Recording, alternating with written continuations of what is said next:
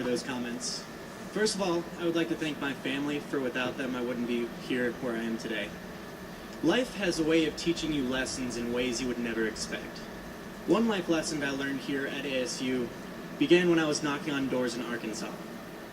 Back when I was a sophomore, my friend Seth Howard approached me about an internship with the Southwestern Company. The job description was basically to go to door selling books. Not the most glamorous activity to spend the summer, but I decided to give it a try. And little did I know what I was getting myself into.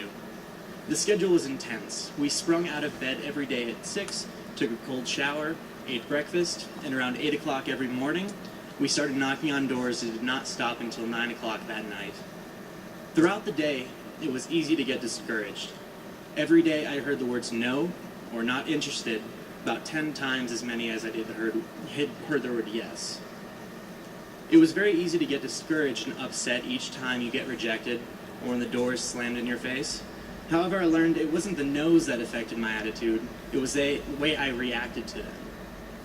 Once I realized my attitude was completely under my control, it improved dramatically. Sales skyrocketed, and I had some of the most fun experiences in my life. I was able to carry forward the lessons learned that summer back to campus. I found myself looking at things in a completely different light. Instead of problems, I find puzzles that need to be figured out. Instead of challenges, I see opportunities. To speak in cliché, I see the glass half full. Last summer, I had the amazing opportunity to participate in the 2008 Holland Fellows alongside with Kimberly Reeves and 10 other College of Business students. It was an eye-opening experience that I wouldn't trade for anything else in my life. I had the opportunity through this program to participate in an internship in Shenyang, China.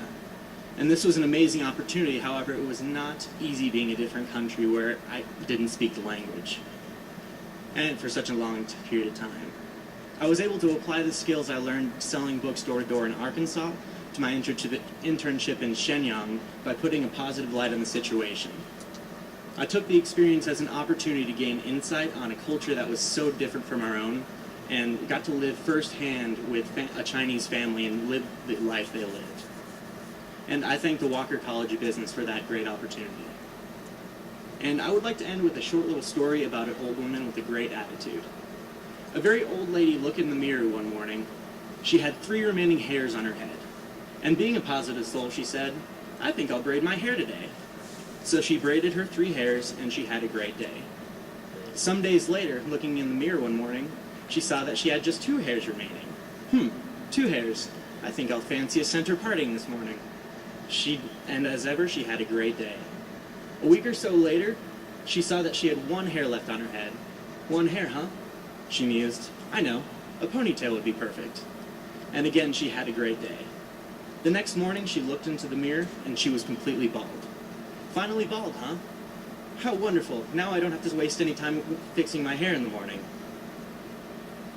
May our positive attitudes, even in our difficult circumstances, be an example and a source of encouragement to those around us. And it is my pleasure to introduce Dr. Harry Davis.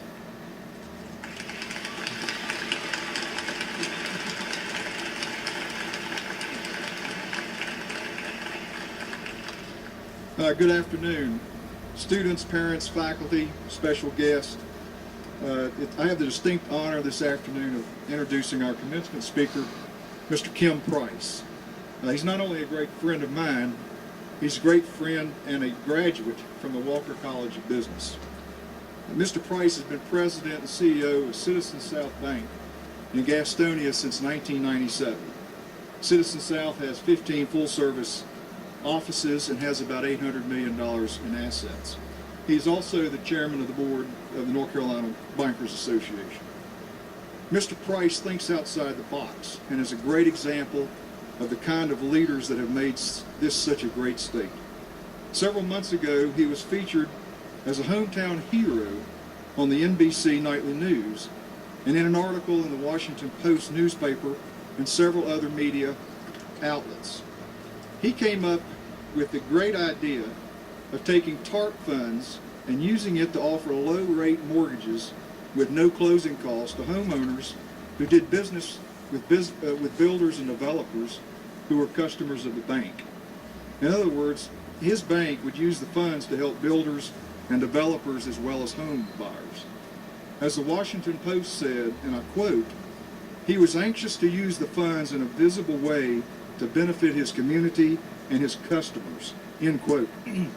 We need more bankers like Mr. Price. He is an innovative leader and a Walker College of Business to boot.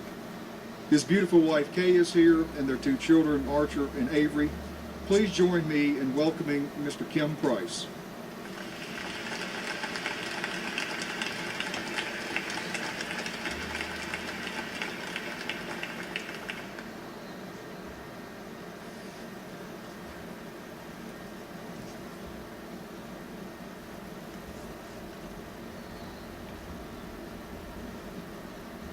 See if I can arrange this so I don't lose it in the middle, so pardon me for that. Thank you, Harry. That was fabulous. Generous, I would say, as well. And it was a very kind introduction. You know, Harry is the coolest economist I know. It's not that he knows so much about what we refer to as smart people stuff. It's that he can explain it in a way that the rest of us can understand it, and that's a great trait. I love Alan Greenspan, but we don't have any exact, what is that word? Irrational exuberance coming out of Harry. We have common sense, and that's a great talent. So thank you. Chancellor Peacock, I think you'll all thank you for having me here. It's a great honor. And I think you all agree Appalachian State University has the most enthusiastic chancellor of any university in America. And that's a great thing. Thank you for that.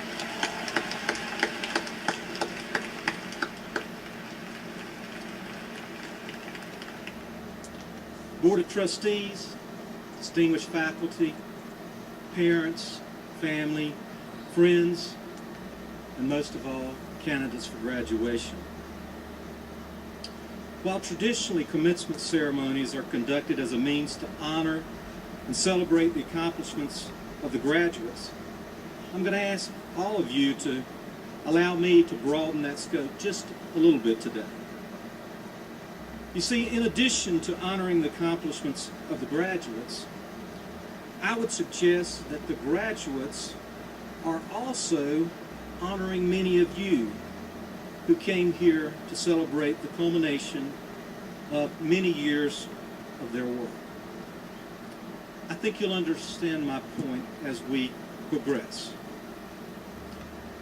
Now, first and foremost, I know this is a little corny, but I hope you'll join with me. Graduates, look to your left and look to your right. Grab the hand of one of the people sitting next to you and tell them congratulations. You see, I'm sure each of you know how hard the other has worked to get here today. But have you stopped to think what it means to all those around you? Let's review that for just a second. First, to your family, especially your parents. They worked, wished, hoped, prayed, and supported you from the very moment you were born. Someday, when you have children of your own, you will understand the joy, pride, and relief they now feel to know that many of the important things they have hoped for you is coming true. And the fact that your college graduation is from this school is more significant than you may now recognize.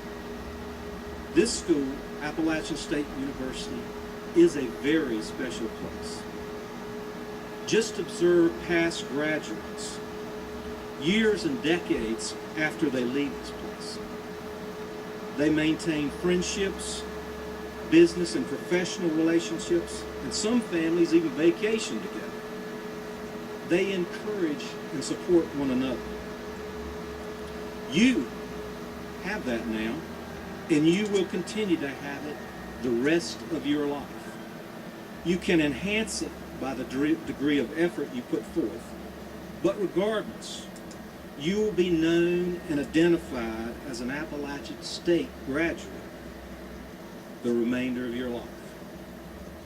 So you honor your parents today by having fulfilled one of the important dreams that they have for you and that they have had for you all of your life.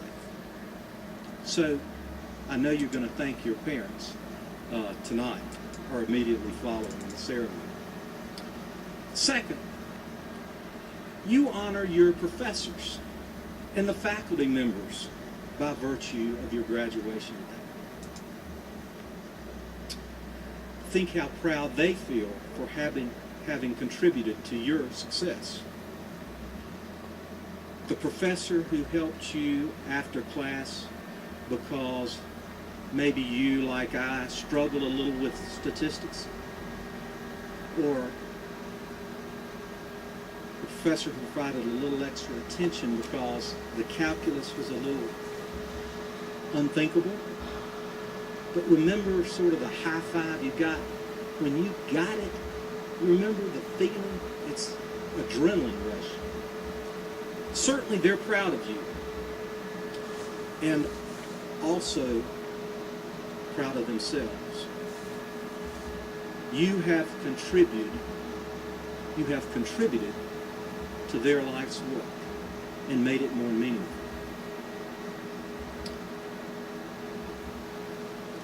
In this little book entitled The Last Lecture, Dr. Randy Pausch, a professor at Carnegie Mellon University, who was terminally ill with pancreatic cancer when he wrote the book, talks a lot about enabling the dreams of others. I know many of your dreams have been enabled by the influence of some professor or fellow student here at Appalachian State. Be sure and let them know how much you appreciate it. And third, be proud of yourself. Tomorrow morning, when you're brushing those curly whites, stop for a minute and just take it all in and realize the power of your accomplishment. It's a significant milestone in your life, and you should relish the moment as a means of really enjoying your accomplishment. It's a way of motivating yourself to take on other challenges, recognizing the self-fulfillment you get from accomplishing something worthwhile and important. Important accomplishments develop an all-important trait of confidence. You see, you are now somewhat like the Scarecrow in The Wizard of Oz. He never lacked a brain, he only lacked confidence. Once anointed by the wizard with a diploma, remember how his persona changed? All of a sudden, he pulled back his shoulders and his chin went higher, and he exuded confidence. And it changed this whole way he reacted to those around him. Now, one note of caution. Confidence curtailed with humility is one of the most powerful and attractive qualities of humankind. Confidence unbridled becomes arrogance. And arrogance is one of the most unattractive qualities I know. So find that delicate balance. Before closing, I thought I would share with you some one-line prophecies, cliches if you will, that various mentors of mine provided that have been particularly meaningful during my career. I also have a few from Dr. Randy Pausch, who I admire very much, that I have observed to be relevant in my life.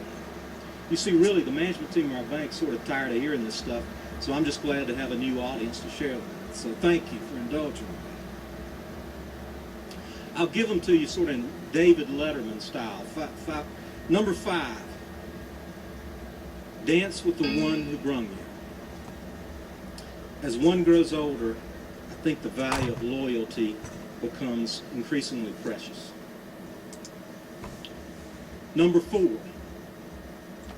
By the way, that's